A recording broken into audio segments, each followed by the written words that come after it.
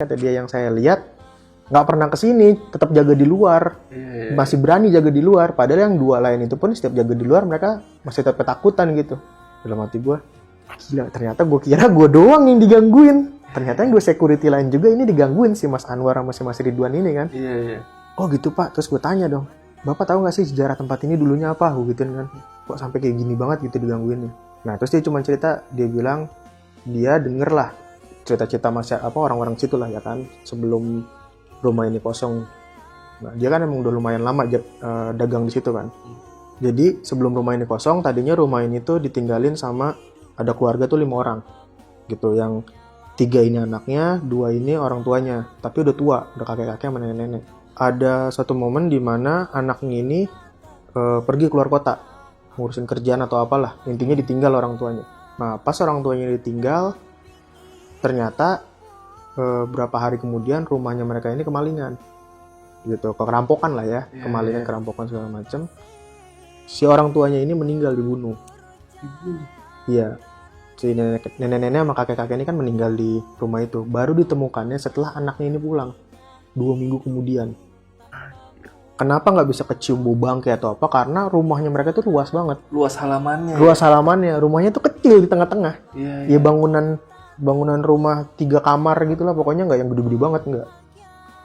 Tapi halamannya luas dan agak lumayan jauh dari jalan raya itu, jaraknya dan ya. Dan jarak dari kanan kiri pun itu yang bangunan kanan kirinya juga jauh gitu. Jauh. Itu bahkan kalau diparkir mobil aja itu 3 mobil berjejer jaraknya. Iya. Itu kan lumayan jauh lah. Lumayan panjang. Lumayan panjang. Kalau belakangnya itu bisa sampai 4 mobil diparkir ke belakang. Yang ke depan ya udah pasti jauh, panjang banget, bisa 7 sampai 8 mobil parkir berjejer. Ceritanya, dan mereka dikubur di halaman itu, yang 2 kuburan itu. Yang 2 makam kena kaki lu itu? Iya, ternyata itu kuburannya. Nah, terus gue tanya dong sama si tukang nasi goreng ini, tapi Pak, kok yang ngeganggu ini cuma yang nenek-nenek ya? Saya cuma diganggu sama nenek-neneknya.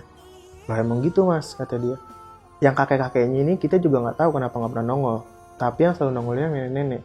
Karena ternyata dulunya nenek-nenek ini bekas dukun beranak apa? Jadi mungkin masih punya pegangan atau apa ya? Makanya mungkin korinnya masih gentayangan ngegangguin. Jadi sebelum tempat itu dipakai jadi pool, setelah rumah itu kosong, rumah itu kan memang dijual, tapi nggak pernah laku. Akhirnya sering disewa sama ini Bang, hewan kurban. Oh iya, buat naruh sapi atau kambing naruh gitu sapi ya. atau kambing. Nah setiap malam abis isya itu kambing sama sapinya itu nggak pernah tenang. Selalu berisik, selalu gelisah terus gitu. Pokoknya nggak pernah tenang lah. Ini cerita semua gue dapet dari si tukang nasi gorengnya ya. Nggak pernah tenang gitu, selalu gelisah terus. Sampai akhirnya si pemilik hewan kurban ini pun diganggu sama sosok nenek-nenek ini. Sampai akhirnya mereka pindah nyari tempat lain lah untuk, jadi nggak pernah lama, paling lama tuh seminggu lah. Iya. Untuk jadi tempat nyimpan binatang itulah. Dapat cerita itu, ya udah, gue nggak mau lagi jaga di dalam kan. Gue pikiran gue bodo amat deh, gue di SP. Nah, akhirnya puji Tuhannya kebetulan sebelum gue kena SP, gue dapat kerjaan baru, panggilan kerjaan baru waktu itu. Nah, akhirnya ya udahlah, gue cabut gitu kan, gue resign dari tempat gue. Dan gue nggak sempet nanya sama yang do security ini. Si Mas Anwar dan Ridwan si Mas Anwar sama Ridwan ini, mereka ngalamin apa? Intinya pada saat satu hari itu pernah si Mas Anwar ini minta gue nemenin dia lah. Intinya itu aja. Lainnya udah nggak pernah. Nah sekarang untuk tempat itu terakhir yang gue lihat itu dia udah jadi restoran. Jadi restoran makanan gitulah. Mungkin dibeli atau gimana. Seperti itu kisah gue waktu jadi security. Dan itu menurut gue yang paling apa ya, sampai main fisik gitu. Sebelumnya kan gue nggak pernah main fisik ya, rata-rata hanya penampakan gitu. Dan kali ini penampakannya tuh gangguannya tuh benar-benar main fisik. Emang nggak ke fisik gue, tapi ke fisik temen gue.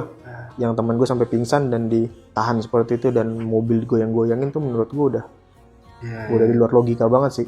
Lagi-lagi Mas Anwar dan Mas Ridwan kalau nonton video ini, kontak Mas Alvin atau langsung aja kontak ke Lentera Malam, nanti kita mungkin kita temuin di sini bareng-bareng ya. Bisa. Kalau nonton ya. Nonton. Karena gue juga penasaran nih sama kisah mistis dari mereka berdua, karena mereka belum sempat cerita sama lu ya. Bener, belum sempat cerita. Itu kenapa sih bisa sampai nggak sempat cerita? Itu kan maksudnya lu kan satu tempat nih gitu. Nah akhirnya kan jadi pada saat yang malam terakhir itu gue jaga, besok kan gue jaga pagi. Nah itu gue nggak masuk Bang. Gue badan gue sih udah mulai ngerasa nggak enak lah. Udah mulai meriang-meriang gimana gitu kan. Mungkin kalau kata orang ketempelan atau apa gitu. Kalau menurut gue pribadi, mungkin karena gue kecapean ya, lari-lari segala macam, gue ngangkut temen gue. Iya. Akhirnya gue gak enak badan, gue meriang, gue izin sakit selama seminggu, sampai akhirnya pas gue udah sembuh, gue izin resign langsung. Iya. Jadi gue ketemu lagi nih sama mereka berdua. Lagi pula selama lu bekerja situ, lu ketemu mereka pun pas tuker shift doang ya? Iya. Gak pernah lu ngobrol panjang Gak atau pernah. lama gitu ya? Iya, soalnya kan gue juga tipe orang yang agak tertutup lah ya, nggak gampang bersosialisasi lah.